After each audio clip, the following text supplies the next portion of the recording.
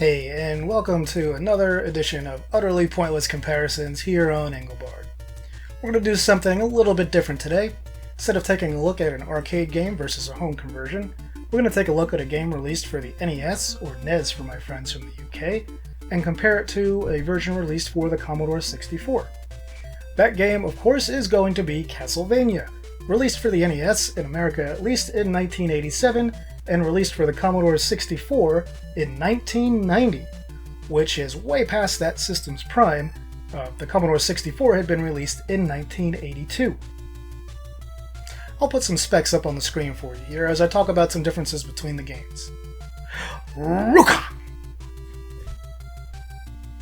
Now, let's take a look at the differences. The cartridge release for the NES came on a 128 kilobyte game cartridge. For the Commodore 64, it came on 270 kilobyte 5¼ inch floppy disks. For those of you unfamiliar with the Commodore 64, it did have notoriously long load times from the floppy drive, even though they were way better than the tape drive, which was released for the system and didn't see much use in the United States. The Commodore 64 version also doesn't occupy much of the screen. It just plays in a small window in its low-resolution multicolor mode that allowed for 16 colors on screen. The Commodore 64 was lauded for its way ahead of its time sound chip, the SID chip, but unfortunately, this game does not put that to good use at all, and you'll see what I'm talking about very soon. Or rather, you'll hear it. Now onto some gameplay differences. First, let's talk about the controls. The NES used, standard 2-button pad that also included start and select buttons. For the NES, you have two main fire buttons, B, which was your attack button, and A, which was your jump button. To use your sub-weapon, you held up while pressing B. Climbing stairs was as simple as pressing up or diagonally up near a staircase. Commodore 64 joysticks only had one fire button. It's compatible with Atari joysticks. So they changed the control scheme quite a bit. The fire button attacks, up jumps, you press and hold the fire button to launch a sub-weapon, and then you still hold diagonally up or down near a staircase to use it. Now this is a lot sloppier than the solution for the NES, but it does mostly work. One thing I've found refreshingly surprising was the amount of stuff that made it from the NES game over into the Commodore 64 game. Very often games released for the Commodore 64 were cut back even though they didn't need to be, maybe just to save on disk space to release them on fewer disks and things like that. So this game for the 64 includes every level from the NES game, every enemy, and every sub-weapon. It includes almost all the songs. Only two are missing. The songs that are missing are the main boss fight music and the music that plays during the Phase 1 form of Dracula. Now, whether the music is good or not is another question entirely, which I will spoil by saying it is very obviously not. The graphics in the game are very much cut back from the NES version, since we're dealing with a much lower resolution and a much smaller color palette.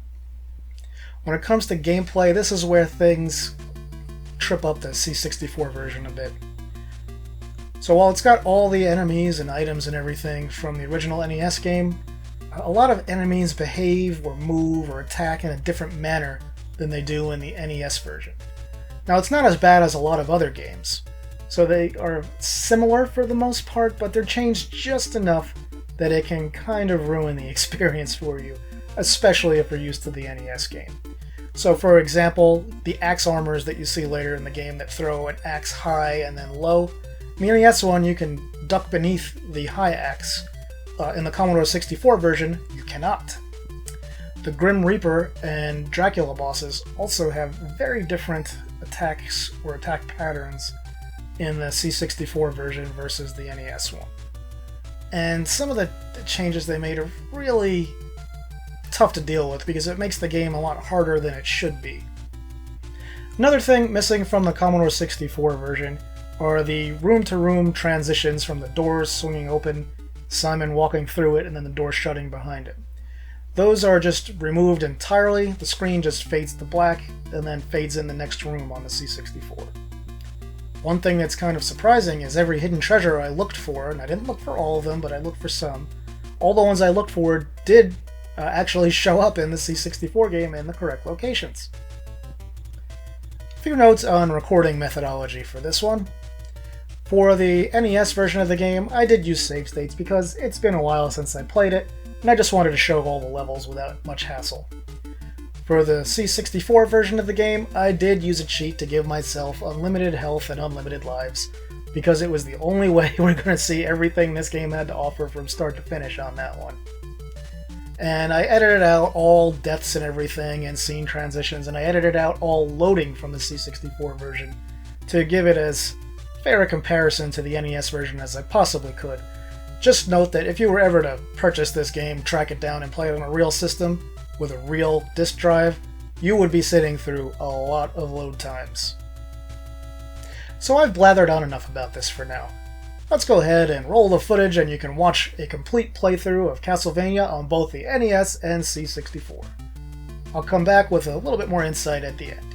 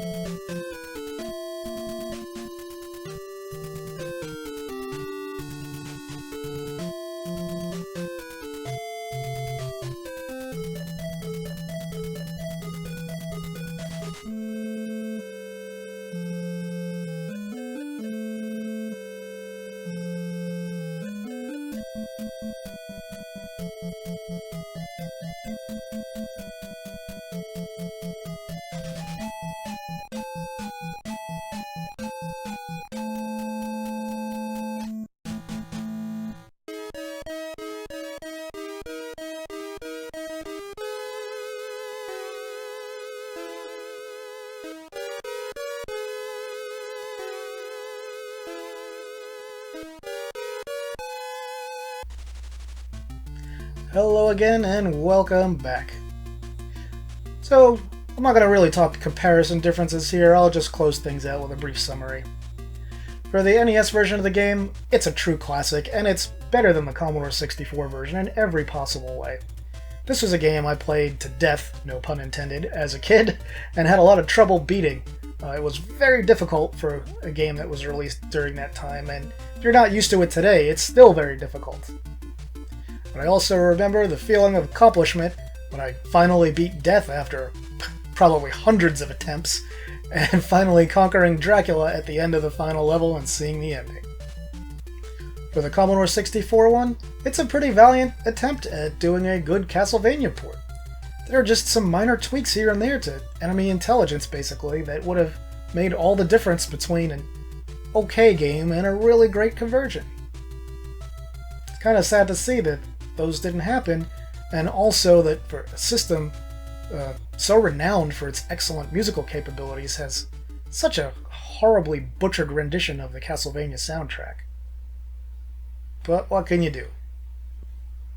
With that, I'll say thanks for watching, and see me later.